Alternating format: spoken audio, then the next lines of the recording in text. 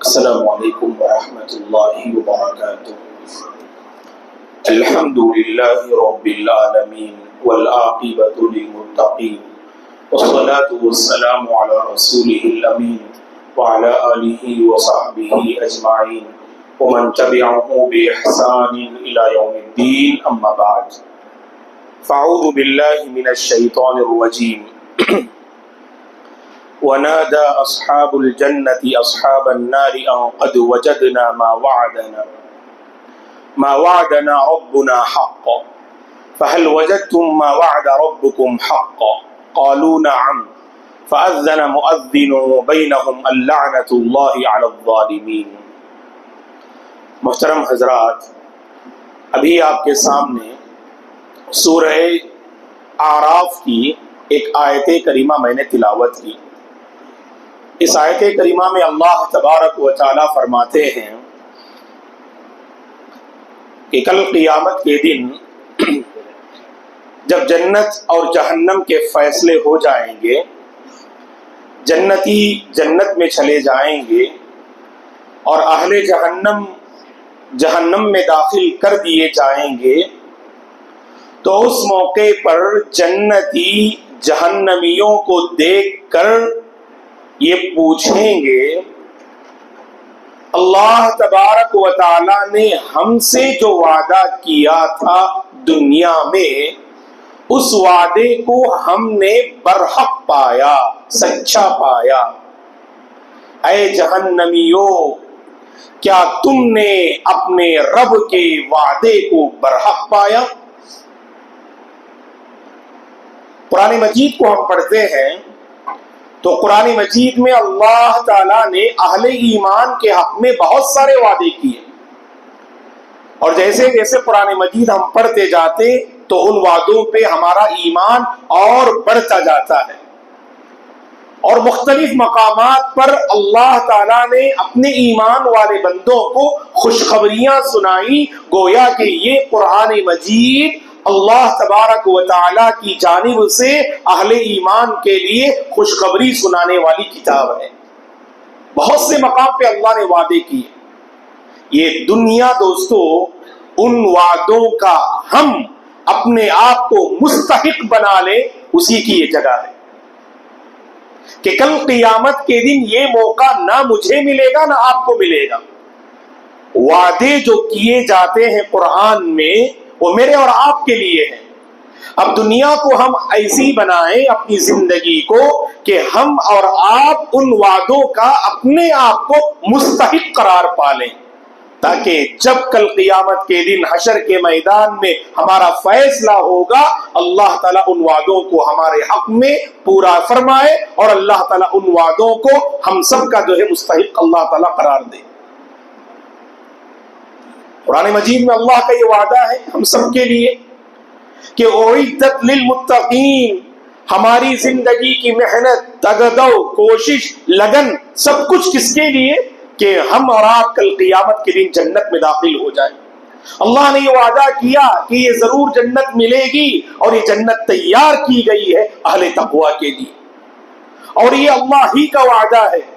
اللہ تعالیٰ نے قرآن مجید میں مختلف مقامات پہ فرمایا ان الذین آمنوا وعملوا الصالحات کانت لهم جنات الفردوس نزلا، جو ایمان لائے، ایمان لانے کے بعد نیک عمل کیے تو ان کے لیے قیامت کے دن جنت میں سبحان اللہ سب سے اعلیٰ مقام ہوگا، اس فردوس والی جنت میں ان کی مہمان نوازی ہوگی اور میزبان رب ذوالجلال ہوگا۔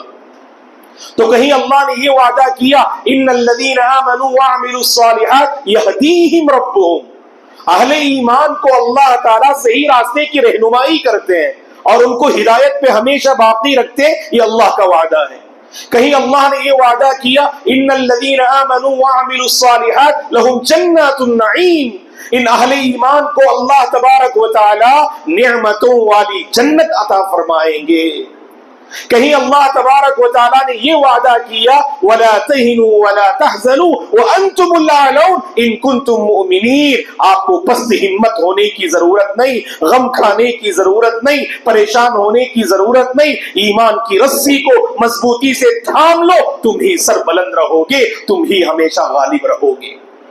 کہیں اللہ تعالیٰ نے یہ وعدہ کیا کہ وعد اللہ الذین آمنوا وعملوا الصالحات لیستخلفنہم فی الارض.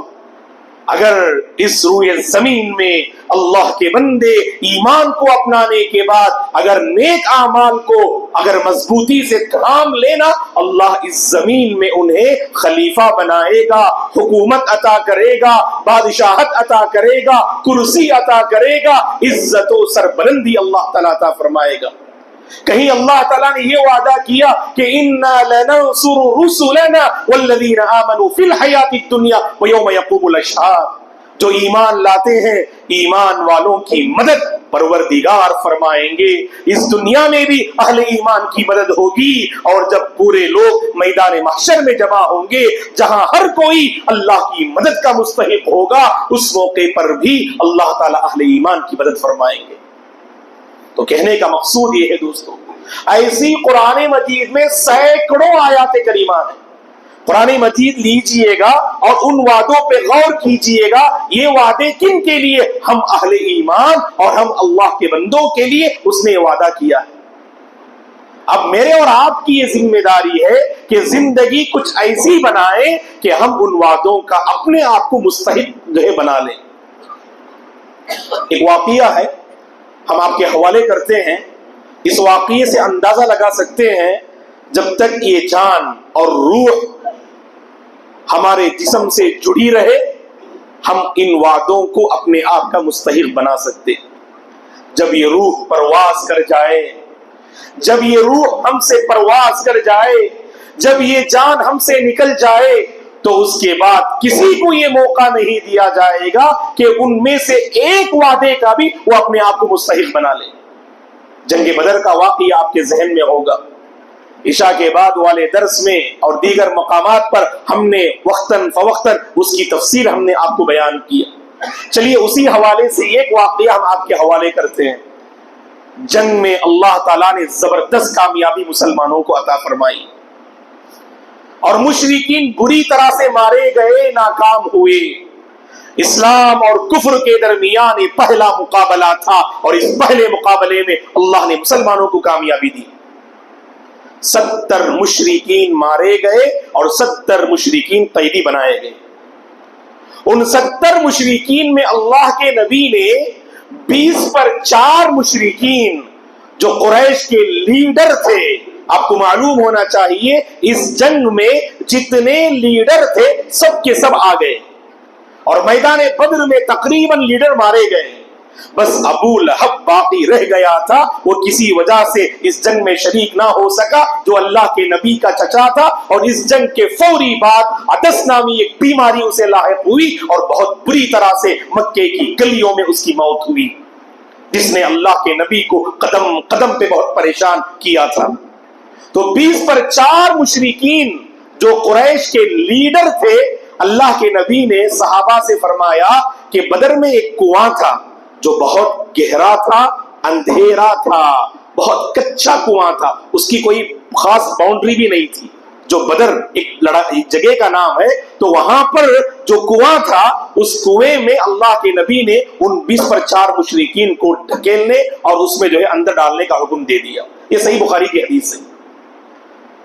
اور اللہ کے نبی کا یہ معمول تھا کہ جب جنگ ختم ہو جاتی تو 3 دن تک آپ اس پوائنٹ پہ رہتے تھے، اس جگہ پہ رہتے تھے، تاکہ جو کچھ مال مشرکین چھوڑ گئے ہیں ان کو جمع کریں، اور جو کچھ مسلمانوں کے ساز و سامان ہے اور جو زخمی ہیں ان کی مرہم پٹی کریں، اور اپنے آپ کو تیار کرنے کے لیے 3 دن تک وہیں رہتے تھے جنگ ختم ہونے کے بعد.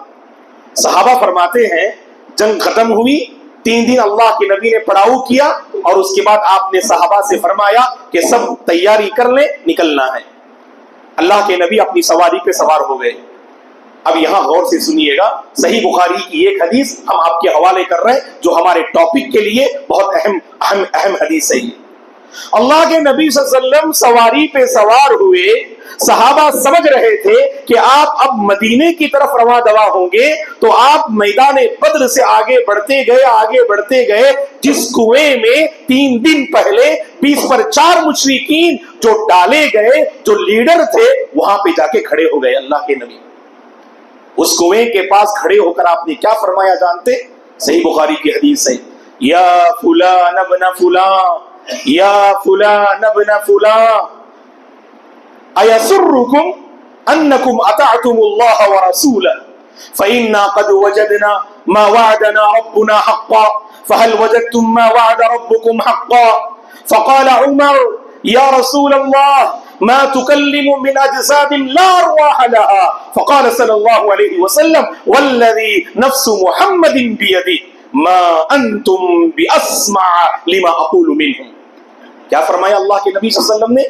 وہاں کھڑے ہو کر آپ نے ایک ایک مشرک کا نام لیا، اے فلاں کے بیٹے فلاں، اے فلاں کے بیٹے فلاں، اے فلاں کے بیٹے فلاں۔ آپ نے ایک ایک لیڈر کا نام لیا جو اس کنویں میں جن کی لاشیں پڑی ہوئی تھیں، اور آپ نے اس کے بعد کہا، ایک ایک نام لینے کے بعد آپ نے کہا، کیا تم اب یہ سمجھ رہے ہو کہ دنیا میں اللہ کی اور رسول کی اطاعت کر لیتے تو کتنا اچھا ہوتا؟ کیا تم اب یہ سمجھ رہے ہو؟ اور پھر آپ نے آگے کہا ان سے، یعنی اس کنویں کو دیکھ کر، ہم نے اپنے رب کے وعدے کو سچا پایا، کیا تم نے اپنے رب کے وعدے کو سچا پایا؟ یہ گویا کہ آپ کنویں میں جو لاشیں پڑی نا، آپ ان سے سوال کر رہے ہیں۔ عمر رضی اللہ عنہ وہاں موجود تھے، انہوں نے اللہ کے نبی سے کہا، اے اللہ کے نبی، آپ تو کن سے گفتگو کر رہے ہیں؟ یہ تو بالکل لاشیں ہیں، ان کی روحیں نکل چکی ہیں، آپ تو مردوں سے گفتگو کر رہے ہیں۔ اللہ کے نبی نے اس موقع پہ فرمایا صلی اللہ علیہ وسلم نے، یہ اللہ کے نبی کا معجزہ تھا، اس ذات کی قسم جس کے قبضے میں محمد کی جان ہے، اے عمر، اے میرے صحابہ، کہ یہ لوگ میری بات اب جس قدر سن رہے ہیں نا، تم اس قدر میری بات نہیں سن رہے ہو، تم سے زیادہ یہ لوگ اب میری بات سن رہے ہیں۔ یہ اللہ کے نبی کے ساتھ خاص معاملہ تھا جو اللہ تعالیٰ نے آپ کو یہاں ایک معجزہ عطا کیا۔ تو دوستو، کہنے کا مقصود یہ ہے کہ دنیا جب ختم ہوتی ہے انسان کی موت کے ذریعے سے، اس کے بعد انسان ان وعدوں کو پورا نہیں کر سکتا، ان وعدوں کا اپنے آپ کو مستحق بنا نہیں سکتا۔ میرے اور آپ کی بڑی کمزوری یہ ہے، اللہ کے وعدوں سے کہیں زیادہ شیطان کے وعدوں پہ ہمارا بڑا ایمان ہوتا ہے، اللہ معاف کرے۔ اسی لیے اللہ نے کیا فرمایا، ان وعد اللہ حق، اے اللہ کے بندو، اللہ کا جو وعدہ ہے نا وہ برحق ہے، وہ سچا ہے۔ یہ شیطان جو تم سے وعدے کرتا ہے نا، ولا یغرنکم باللہ الغرور، یہ دھوکے باز ہے، یہ دھوکہ دیتا ہے شیطان، یہ دھوکے باز تمہیں اللہ سے گویا کہ غفلت میں مبتلا نہ کرے۔ اسی لیے یہ کہہ کر اپنی گفتگو ہم ختم کر دیں گے، جب جہنمی جہنم میں چلے جائیں گے، جنتی جنت میں چلے جائیں گے، اللہ ہم سب کو اہل جنت میں شامل فرمائے، اللہ ہم سب کی نار جہنم سے حفاظت فرمائے۔ جب سارے جہنمی جہنم میں چل رہے ہوں گے، 13ویں پارے کو پڑھیے گا کہ کل تراویح میں وہ آیت کریمہ پڑھی گئی کہ شیطان دیکھے گا کہ سارے جہنمی جل رہے ہیں اور یہ جہنم کا سردار یہ ابلیس ہوگا، سارے جہنمیوں کے سامنے وہ ایک تقریر کرے گا، اس تقریر میں وہ کہے گا کہ ان اللہ وعدکم وعد الحق، سارے جہنمی چل رہے ہیں،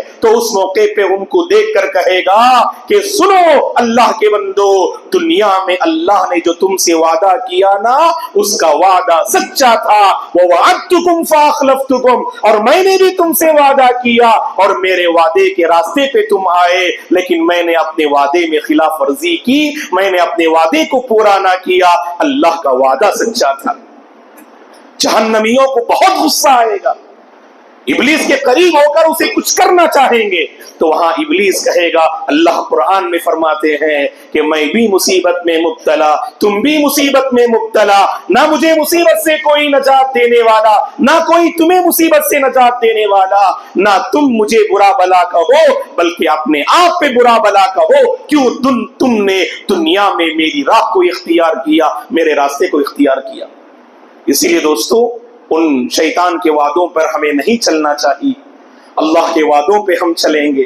جیسے جیسے ہم قرآن کی باتیں ہم سنتے جائیں، اپنی زندگی کو اس کے مطابق ڈھالتے جائیں، اپنی زندگی کو اس کے مطابق بناتے جائیں، وہ وعدے ضرور پورے ہو کے رہیں گے انشاءاللہ۔ جب ہماری شروعات ہوگی آخرت کی، قبر ہی میں ایک مومن بندہ ان وعدوں کو پائے گا۔ بلکہ قرآن کا مطالعہ کرنے سے معلوم ہوتا ہے جب روح قبض ہوتی ہے نا، اسی موقع پر وعدوں کا سلسلہ شروع ہو جاتا ہے۔ جو جو وعدے اللہ نے اس دنیا میں کیے، جیسے ہی روح قبض ہوتی ہے وہ وعدوں کا سلسلہ شروع ہو جاتا ہے۔ اللہ سے ہماری دعا ہے کہ پروردگار مجھے اور آپ کو جو وعدے پروردگار نے قرآن مجید میں کیے ہیں، ان وعدوں کے مطابق اپنی زندگی کو ڈھالنے کی پروردگار توفیق عطا فرمائے۔ اللہ تعالیٰ مجھے اور آپ کو ان وعدوں کا مستحق بنا دے۔ ان وعدوں کا مستحق بننے کے لیے جن جن قربانیوں کی ضرورت ہے، اللہ ان قربانیوں کو پیش کرنے کی توفیق عطا فرمائے۔ ان وعدوں کا مستحق بننے کے لیے جن راستوں کو اپنانے کی ضرورت ہے، اللہ ان راستوں کو اختیار کرنے کی توفیق عطا فرمائے، اور جن راستوں سے بچنے کی ضرورت ہے، اللہ ان راستوں سے ہم سب کی حفاظت فرمائے۔ اللہ تعالی ہم سب کو اہل جنت میں شامل فرمائے۔ اے پروردگار، تیرے نبی کا یہ وعدہ ہے کہ اس ماہ مقدس میں تیرے بہت سارے بندے جو جہنمی ہوتے ہیں، اس ماہ مقدس کی بدولت ان کا شمار جنتیوں میں ہو جاتا ہے۔ اے پروردگار، ان خوش نصیب بندوں میں تو ہم سب کو شامل فرما۔ نارے جہنم کی تپش سے اے اللہ تو ہم سب کی حفاظت فرما۔